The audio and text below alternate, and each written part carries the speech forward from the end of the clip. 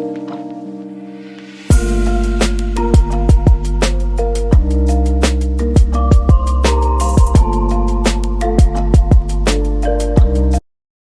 well, again, thanks for joining us this afternoon, ladies and gentlemen. My name is Tony Flock. I am a partner at Creative Leadership Solutions, and I'm here today in part to speak with you about one of our topics, but also to be your facilitator and host for our conversation on creating equity and excellence. Joining us today are Dr. Douglas Reeves, a man who needs no introduction, but if you're unfamiliar with his work, I'd encourage you to check out one of his more than 45 books that he's written in education. One of the things that I sincerely appreciate most about Doug is that it's all about you all as the educators in the front line and giving you the tools and resources you need to make more effective teaching and learning decisions every day. Doug is going to support our conversation with Dr. Michelle Cleveland. Michelle is currently the Director of Accountability and Educational Technology and the leader of a cluster of schools in San Bernardino Unified School District in California. She's dedicated her life to transforming public education in one of the most underserved and neediest regions of the country. She has experience in implementing and leading school improvement movements at the secondary level from the classroom to the principalship.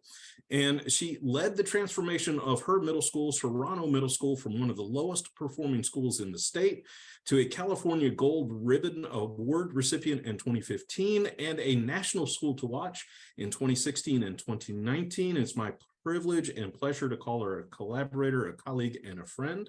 And relatively new to our team, but also as impressive and as exciting to me as a collaborator and a colleague is Jessica Lucero Flores, who started her educational career as a substitute and worked up through most schools' positions while earning 2 master's degree and an educational administrator's license. She's been a science teacher, an instructional coach, a curriculum coordinator, director of learning, a secondary principal, and a deputy director, and is currently taking classes in public administration through the Kennedy School at Harvard. So thank you all again for joining us today. As you may have noticed, this session is being recorded. That recording will be distributed usually within 24 hours of the conclusion of this session. And I'm going to turn it over to Doug to introduce our conversation this afternoon on creating equity and excellence. Well, hi, friends. It's great to be with you. And just a couple of learning protocols. Please don't wait for the end to ask questions or make challenges. You can put them in the chat room and Tony will guide us so that we immediately respond to questions that you have. In addition, we always make sure that you have access to our contact information. So if rather than raising a question during this seminar, you'd prefer to raise it individually, please do so. We are well known for our immediate responsiveness. You don't have to be a client. I don't care where you're from or what you do, we'll respond to you. I'm not saying we have all the answers, but like the guy on TV, we've seen a thing or two. So please ask us and let us give you a hand. One other thing that I really want to say that's important. Who in the world knew that equity would be a controversial term? And yet it is around the country. And so as I introduce this topic of equity and excellence, let me just say the following.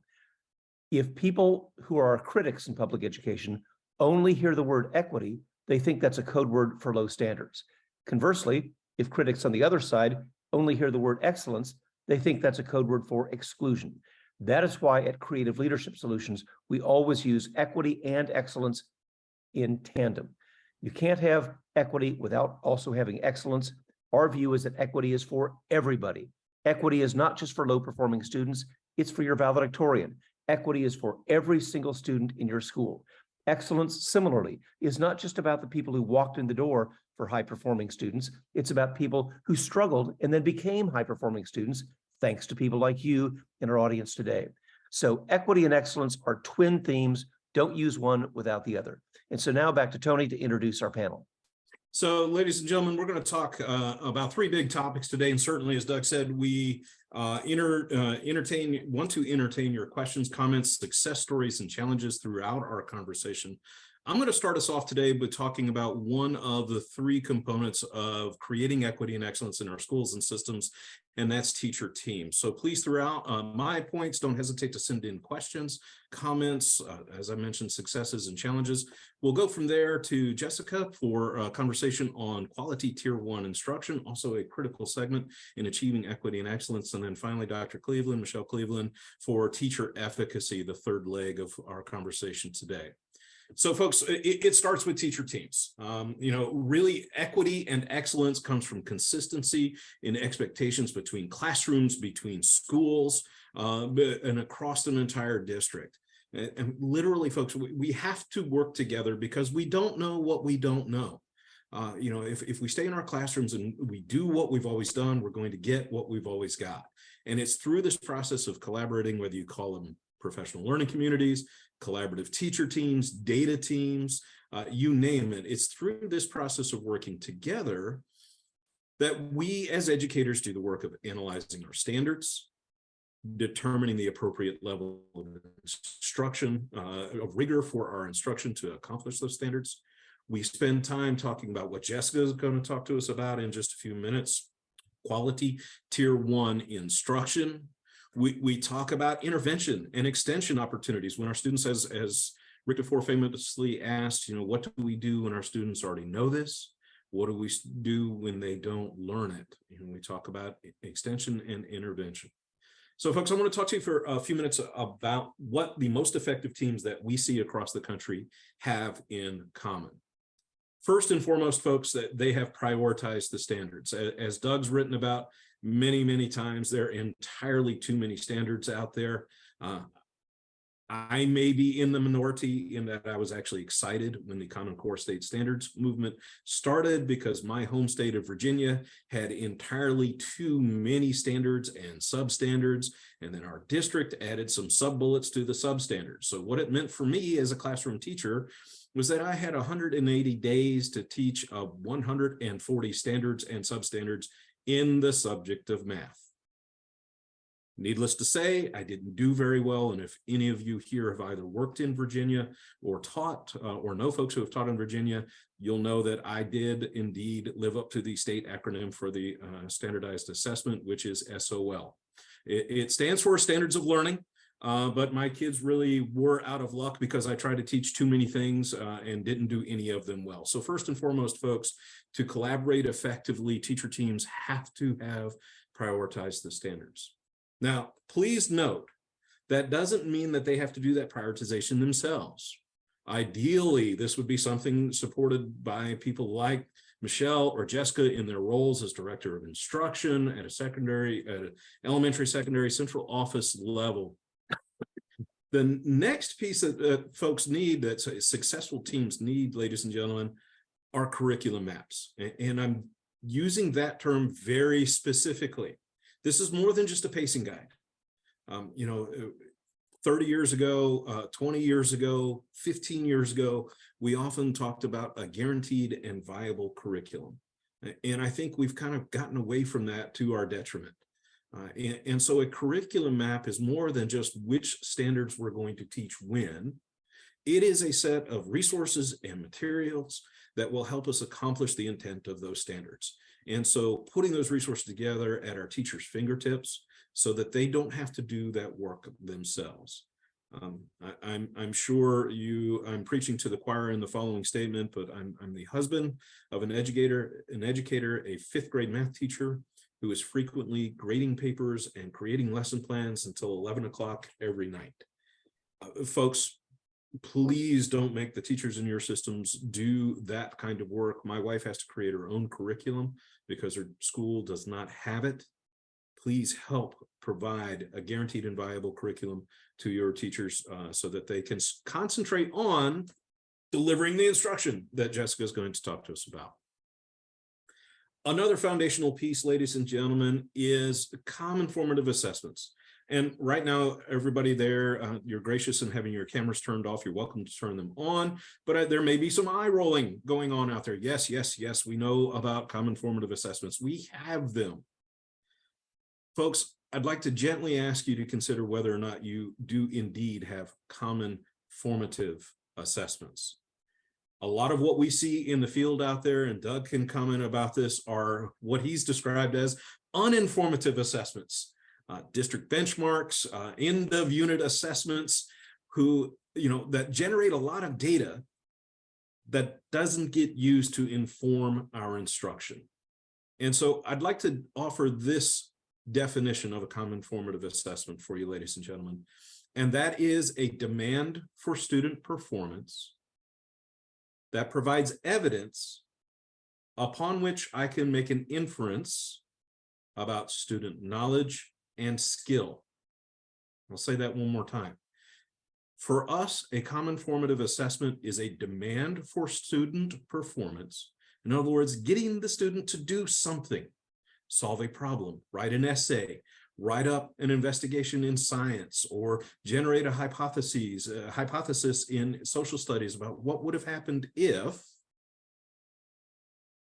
That gives me, as the educator, evidence, something I can look at and figure out what's going on in that student's head. What is their present level of knowledge and skill? If you have teacher teams that are struggling, if you have PLCs that are struggling, folks, this is the first place I would invite you to look. When your teams are collaborating, are they only able to say that students got it right or they got it wrong? The critical piece that's going to help us drive the instruction that Jessica is going to talk to us about in just a moment is I have to know why. Why is the student getting it right? Why is the student getting it wrong? So that I can tailor the instruction accordingly.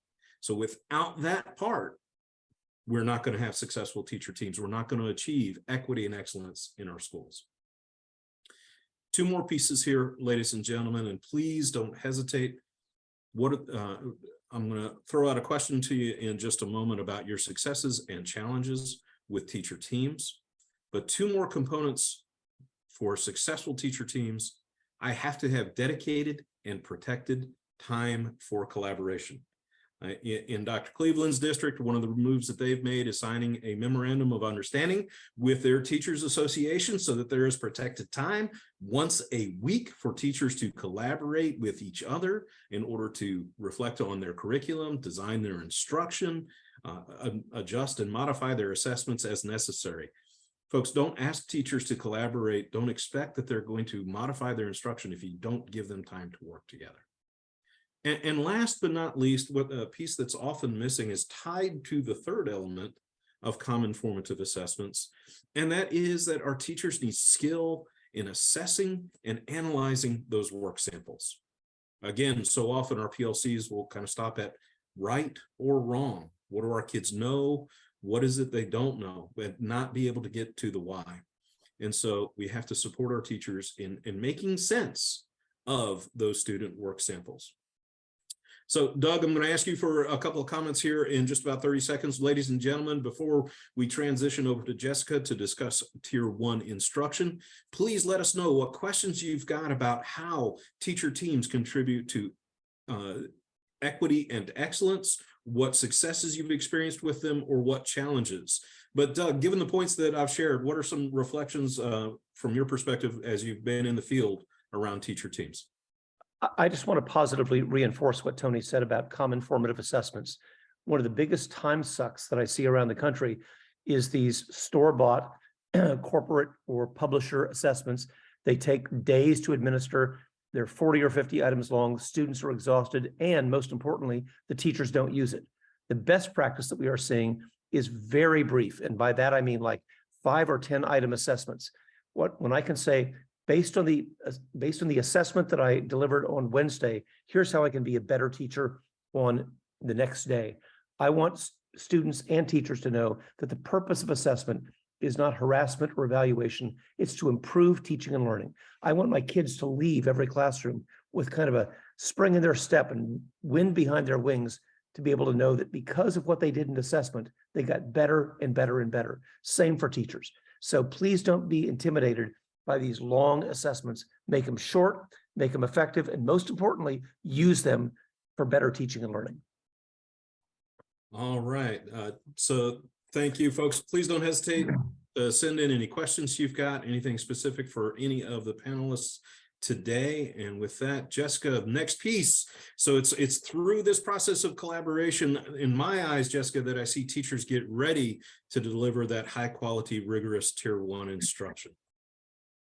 Couldn't agree with you more, Tony. I feel it's important to say when I was a teacher, sitting in with my teacher teams, being able to look at the curriculum was one of the things that helped me brainstorm about how to engage my students and really effectively deliver this Tier 1 instruction we're talking about.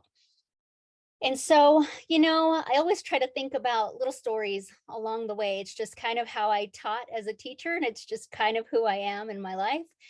And so I was really thinking about teachers after COVID.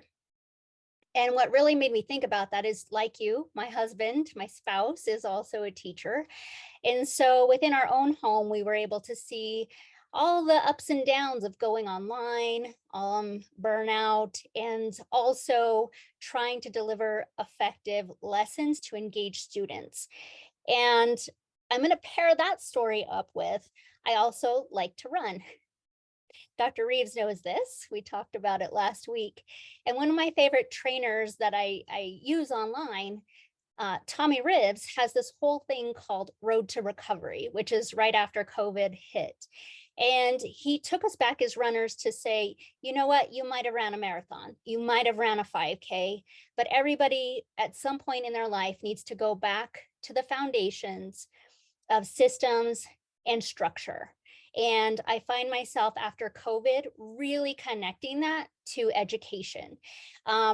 As I've been visiting classrooms after COVID, I've been seeing this balance of teachers not quite knowing how to go back into their toolbox to get out those effective strategies to do tier 1 instruction, and students clearly craving engagement, but have also been trained in the last few years to just go online, whether that's to Schoology or Canvas or name your LMS.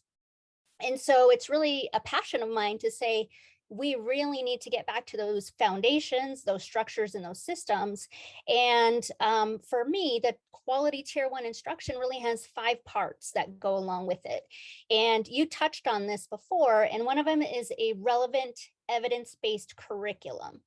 And as we talk about curriculum in general, we know that there are so many parts, right? There's the hidden curriculum, the implied curriculum. What I'm talking about is a specific written curriculum, as you mentioned, within a district that has standards and benchmarks that have been prioritized, so teacher teams can talk about them and determine how to deliver them effectively and assess them later on.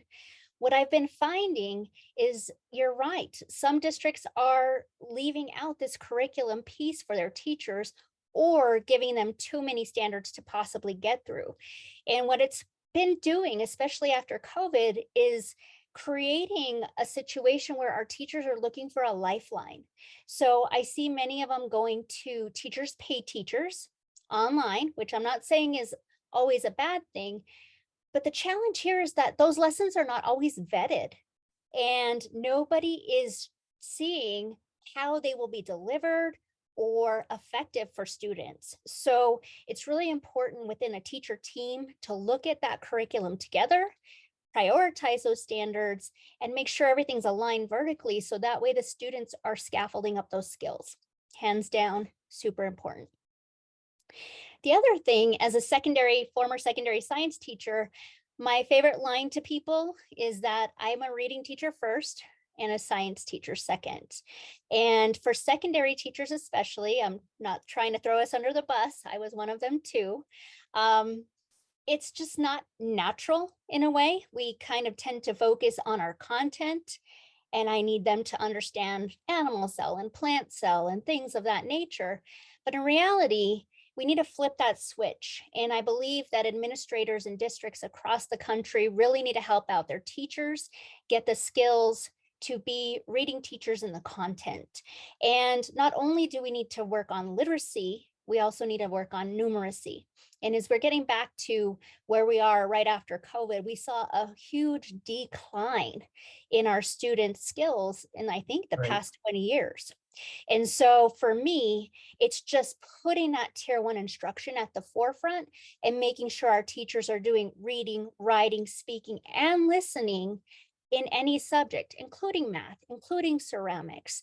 I had the great pleasure this past week of teaching a social studies class in Virginia, and I used all the strategies that I'm going to talk about here in a moment. I mean, touch on one of them. One of them is a picture walk. It takes minutes to engage a student and have them repeat it back to you. What do you see in this picture? I'll share that with you. I have a video clip. So I think that that's an important piece of quality tier 1 instruction. The other one is engaging lesson plans and planning with intention. I think, again, it's that muscle memory. We got to build it back up about looking at the week ahead and needing to know when to pace things out within the week, but also within the day. If our teachers are not having time to sit and plan with intention because they're also trying to find lessons online or resources, then at the end of the day, it's our students who are not receiving these high yield strategies. And I have been into classrooms where students are handed a piece of paper and said, read this. Kids aren't going to engage. They need people to ask questions, use these strategies to promote the critical thinking, cooperative feedback, everything else that comes along with the high yield strategies. There's a lot of relevant research out there. I've started to create a little video series to try to build back that muscle memory for our teachers. And truly, if you're a veteran teacher, these have been in your toolbox for quite some time, but they need to be resurfaced. What else would I like to talk about? Student engagement. I think this might be controversial, but I visited a few classrooms lately where students are logging into their LMS accounts and getting online to do the assignment. And it's almost like they're doing asynchronous learning in the four walls of a classroom. And the whole point of coming back into school was so that way students can make connections, learn from each other, and just be held accountable for that learning with each other in, for lack of a better word, in communion, in community with each other. If we're not asking our students to voice their opinions or be a part of that conversation, then I don't know what they're walking away with at the end of the day. And I invite everybody to kind of give up a little bit of that control, set those priorities and classroom management ahead of time. So that way, when you ask students, hey, Michelle, what are you thinking? Tony, how about you? What do you know about World War II? And you're starting to write those words on the board, it's less teacher talk. And remember, when I was way back in the day, we were always told your students should go home more tired than you are. Unfortunately, I'm seeing the reverse in this day and age, which means we need to give up and also encourage our teachers to go ahead and give up some of that control and let the students get in that constructive chaos is kind of my term for that. And last but not least, I would say a very important tier 1 instruction piece is to evaluate yourself, reflect, collect student feedback about how you're delivering instruction, be vulnerable enough to hear. And I had this with my students when I was teaching science. Oh, Miss Fluttis, we really hate the Freyer model. We're over it. And I said, too bad, so sad. You're learning so much. But it was important to give them that voice and for me to hear that feedback that I needed to vary my lessons so that way they would continue to be engaged. And that is a moment where as teacher teams meet, you can share these strategies, you can share your successes and maybe exactly where things might have took a turn for the worse or the better. I think it's also important for teachers, last but not least, to model the strategies. I don't know how many times I've walked into classrooms and I hear teachers with good intentions say, we're going to try the list group label strategy, but never explain it. As I was talking to a school last week, it's like playing a board game, showing up to a house, and they just start the game without telling you the instructions. So you have no chance at winning or ever learning how to play if you don't sit down and somebody model that for you. So that's an important piece. And if you'll allow me, I'll share with you a little snippet of my video before I turn it over for questions and some remarks from Dr. Reeves. Thank you. Especially, let me share my screen. Please tell me if you can hear it. For ELs. So remember when I was there, we were talking about texts and how it was very rich in academic vocabulary, but also higher level than what most of our students who are ELs are able to attain at one go. So I'm using this book. It's CPO. It's an 8th grade physical science textbook. Probably not the one that you have at your school, but it still serves the purpose for Newton's laws of motion in my example. So force and motion is quite complicated at times, yet quite easy. The thing about physical science is you can actually see and work with these dynamics in class. But remember when I said about lesson planning, if you're starting this introduction into this unit, you're going to want to set the stage with vocabulary as well as text reading. I'm going to scroll through this, and if you indulge me, if I go through this, you're going to start to see that Newton's first and third laws, they are all over the place. Look at these words our students need to learn. Inertia. That's very content specific. It's not something that we use in our everyday vernacular. Mass, sometimes people confuse that with weight. So imagine with our ELs. And as I keep scrolling down, this keeps going and going and going. And this is not big font. So as a student who's an EL and sees all of this on the page, their natural reaction might be to close up, not want to do a popcorn reading or anything of that nature. So if I were you, I would just take these topics and chunk them up, knowing that it might take a little bit longer to get through, depending on the class that you have in front of you. You know the limits once you're doing formative assessment. So I'm going to scroll back up. And if I was going to introduce this to my students, I would simply say we're going to be doing forces in motion. It's something that you experience in your life every single day, yet you may not know about it. So in order to lay the groundwork, we're going to use a strategy called a picture walk. And when we do a picture walk, I'm going to call on you and you're going to tell me what you see in that picture. So for example, if I was going to be calling on somebody, I'd say, Dexter, what do you see in this first picture? What are we going to be reading about? Tell me what you see here. And perhaps they come over here and Dexter looks at it and goes, well, maybe we're going to be learning about space because I see a space shuttle. Or maybe we're going to be learning about stars because I see outer space. Then you can call on somebody else. Juliet, what do you see there? Well, I see a teddy bear. I see some blocks. Maybe we're going to be learning about toys, something like that. And so you're piquing their curiosity because let's be real. 8th grade students might be more interested in TikTok videos than reading about forces in motion. So this might pique their interest, especially if they've looked at anything related to space before, that at least you're making that connection. All right, I'm going to stop sharing there. I go on to go highlight each section and do something called first lines to also have students make prediction about what they're going to read. And that's an important thing to do for all learners. It's really hard to just pick up a book and change, especially in secondary, from math to science to social studies to English without closing the synapses.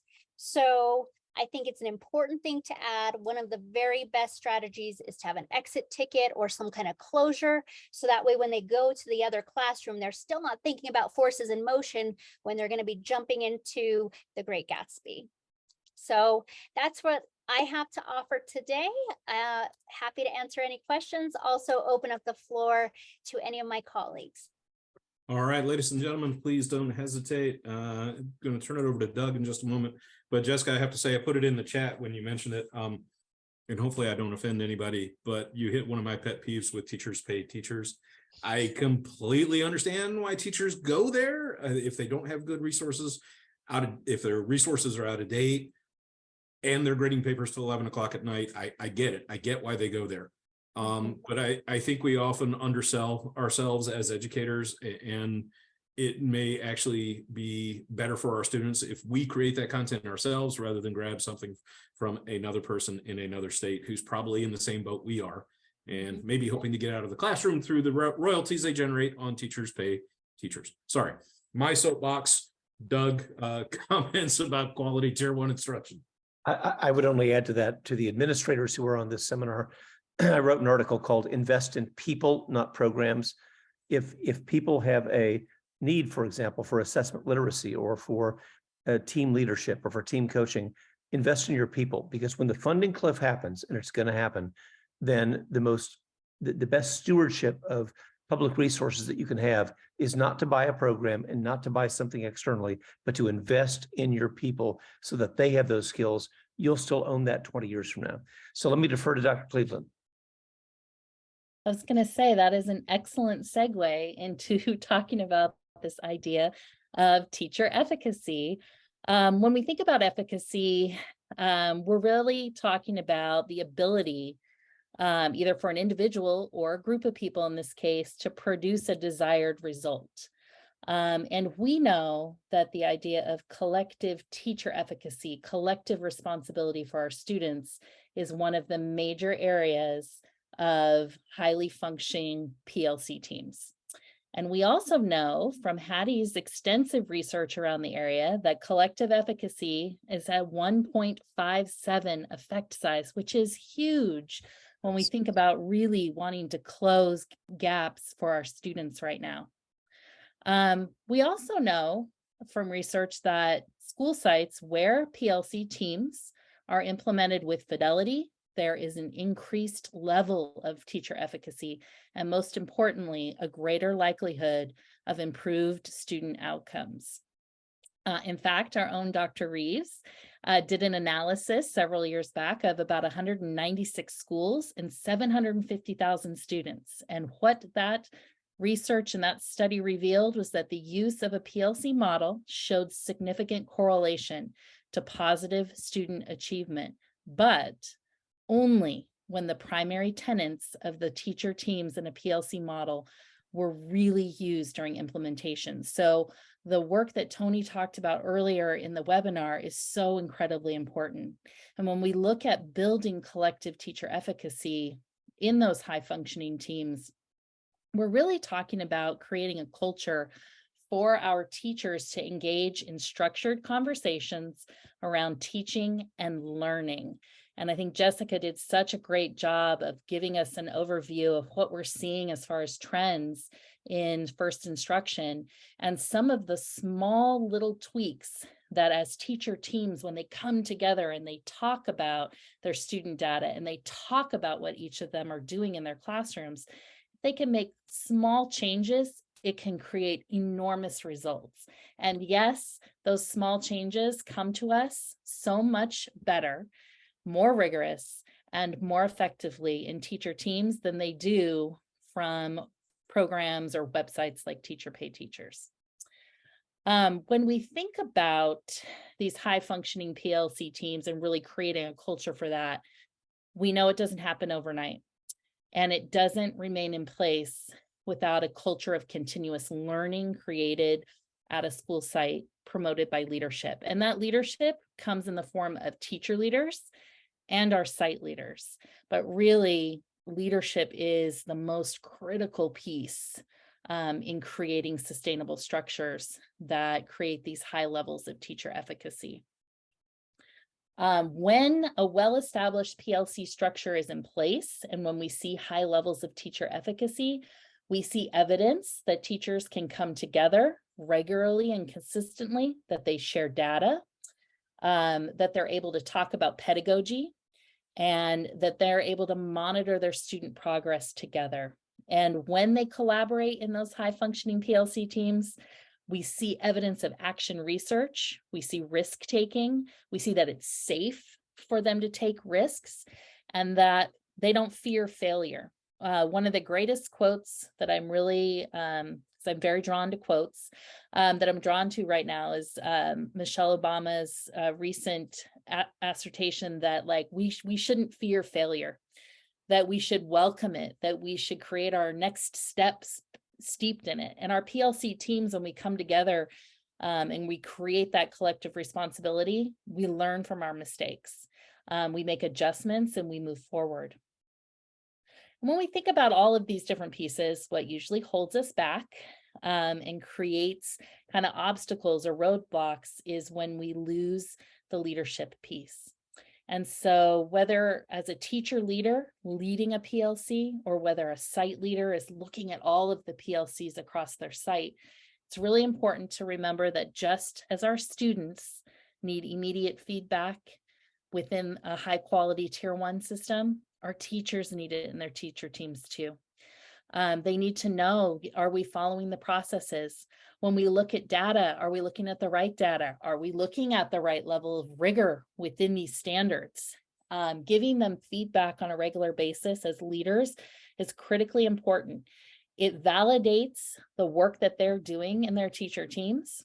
It helps to push their thinking, but it also keeps you in that cycle of continuous improvement yourself, because it can tell you as a leader that goes in and talks to different PLC teams. When you're asking coaching questions, when you're looking at the content and curriculum, you're pushing yourself also as a leader in a cycle of continuous improvement, which is a really important piece to model for our teachers. But I think Michelle, what can I I'll ask leave you a you, question? go ahead, Doug. We've got principals on this seminar, and they must feel like they're playing whack-a-mole at the county fair. They don't have time to be at every single collaborative team.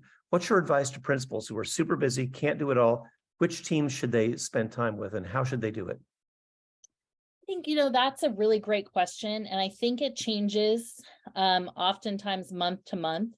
I think if you have some teacher leaders where you're working on building their capacity, you can check in with them on a regular basis and get feedback from them as they're working with their teams. I think if you are an elementary school principal right now, I might really be spending a lot of time with my kinder, first and second grade teams, really looking at that early literacy and early numeracy piece. And when I feel like I get them to a good place, then I may continue to kind of move up the spectrum. Maybe you're a site where those teams are rocking it. You have, high confidence that those teams are doing really well. You can keep checking in with those team leads, but your fourth grade team is really struggling. They're new. We need to help build a culture of trust and understanding among colleagues in there to really get that efficacy piece going. I may choose to spend more time there. As a secondary principal, I'm looking at the site the same way. Am I regularly meeting with my leadership team, getting good feedback from them that inform which teams I go and sit in with for a little while? And I'm always giving feedback. I create avenues for teachers to give me the information about what they talked about, even if they're not there. Whether that's a simple email at the close of every meeting that says, here's the learning we talked about today. Here's the data we talked about, and then here's the decisions for either support or extension that our team is making for the next week. I think one of the things that Jessica talked about that's really important that I know we see a lot in the field is they do think about, as teacher teams, they're stuck on common assessments being quizzes and tests. And the reality is when we think about formative assessment, we are really thinking about those daily exit tickets. Did the students leave my class at the end of that class period and meet the success criteria for the day? And how do we talk about that as a PLC team? And that's where we end up giving a lot of really great feedback. Thank you. And, the last thing I'll say about teacher efficacy is that, and I think we've all kind of alluded to it this morning or this afternoon, we know that our site leaders and our educators that are in the trenches are under exceedingly tremendous pressure to produce increased student outcomes.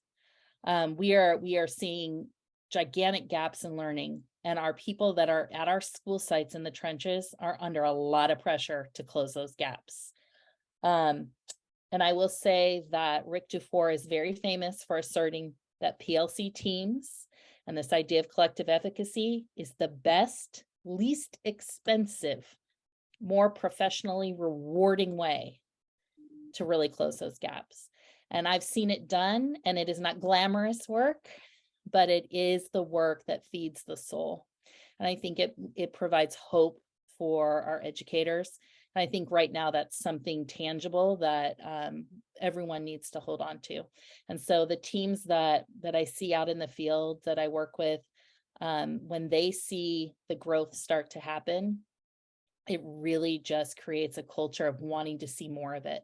And that's where you really start to see the efficacy take off.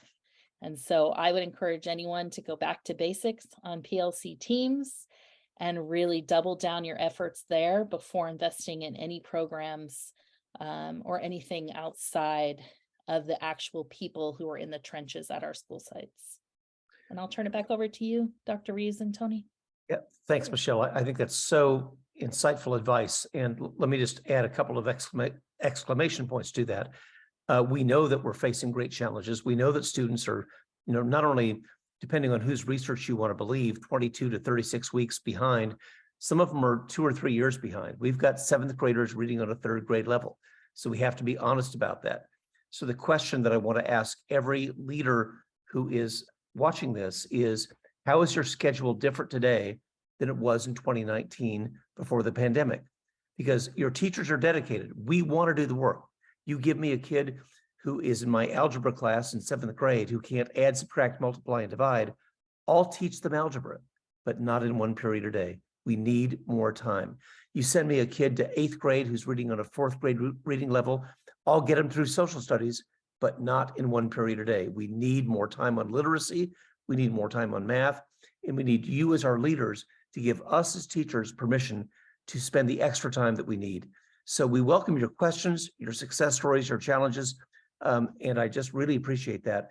Before I turn it back over to Tony, Jessica, I just want to ask you, based on what you just heard from Dr. Cleveland, are there things that apply particularly to EL students that we should bear in mind? I think the first thing to know, speaking of being in teacher teams, is if you have that data available to you in the terms of common formative assessment, really not being afraid that they might not have the skills you were talking about to reach the achievement levels that we have for them. So just know that I would say my other little story about this is that they are intelligent beings who may just not be able to communicate with you in the language that you are accustomed to, which is English. I have met many people in my career, but also on the plane last week, I also shared this story where a person from Guatemala was describing in Spanish his trip from moving from Guatemala to Richmond, Virginia. And in that whole discussion, I was thinking to myself, this person has so much to offer the world. He is a problem solver. He is a critical thinker. He has resilience. He has grit. And I know he will be successful at the end of the day. And I know the strategies to use in order to reach him as a learner. So I guess it would be in those teacher teams talking through that. Where are our students? Where can we lean into them and offer them that extra support? And I hands down, without a shadow of a doubt, say focus on vocabulary and put up a word wall. That's my easiest, quickest advice. Thank you. Tony? You're welcome. And that word wall will benefit all of our students. There's so many students I know in Norfolk Public Schools where I taught and was an administrator. Students of poverty should have many similarities with second language learners in that their vocabulary isn't that of suburban, more affluential peers. So the vocabulary acquisition strategies that Jessica's talking about benefit all students. Ladies and gentlemen, I encourage you please to turn your cameras on, unmute yourselves if you've got questions for Michelle, for Jessica, for Doug, or for myself. We're happy to entertain those. I want to tie a couple of pieces together though. We brought these 3 topics to you today on purpose because it's impossible to have effective teacher teams without a sense of efficacy. It's impossible to have a sense of efficacy without guaranteed viable curriculum that includes effective instructional practices. We can't have effective instruction if I don't know where I need to align and target my teaching through that collaboration. So, in the words of Doug and Michelle, where we talk about the burdens that are placed on you as leaders, on our teachers in the classrooms, folks, I want to share words that were shared with me in a moment in my life when I found myself very challenged and honestly was considering getting out of education because I didn't think I was serving my students. I just filled out my second quarter's report cards and there were way too many students failing math in my class. And I thought myself a better math teacher than anything else. And so if that many students were failing math, then wow, it must be me, not them. And I left school that day after dropping those in my principal's mailbox, and I went to a meeting outside of school. And a gentleman opened up that meeting with the following comments. He said that we need to realize that we cannot do everything well, and that there is a sense of liberation in realizing that. That enables us to do something, and to do that deeply. So folks, there are so many places that we could start in trying to respond to the needs of our students. I encourage you not to try to boil the ocean, but to pick one spot, as Michelle even suggested, starting with a team or two to help them get better. What is your primary need? What actions can you take to address that through the lens of quality tier 1 instruction, through increasing teacher efficacy, through effective collaboration? And let us know how we can help you along the way. Well, thanks, everybody. You've been a wonderful group, and I hope that you will we'll broadcast this to all of you, so you'll have the opportunity to share it with your colleagues, share it with friends. I think the advice that you've heard in the last 45 minutes has been really profound, and I hope you will take the opportunity to share it with everybody else. Remember that Michelle and Jessica and I are always available to respond to your questions personally. We've listed our contact information in the chat room, and I hope that you will take advantage of that. All right, ladies and gentlemen, Michelle, Jessica, any closing comments? No, just a thank you to everybody who joined us today. I know that we do this work from a place of passion, and it shows me that you have a commitment to your districts, your schools, your teachers, your students, and I just applaud you for the work you're doing and continue just to champion you. So thank you for joining us today. All right. Absolutely. Love doing this work, love having these conversations. I think the more that we can support our educators and our teachers that are at our school sites doing this work is incredibly important. And so it's great to see everybody here today, and I love spending time with this group. All right. Thank you, folks. I appreciate your time and attention. Yes, this recording will be distributed. So for those that join towards the end of it, you'll have an opportunity to catch up afterwards. Have a great rest of your week. Thanks, Tony. Thanks.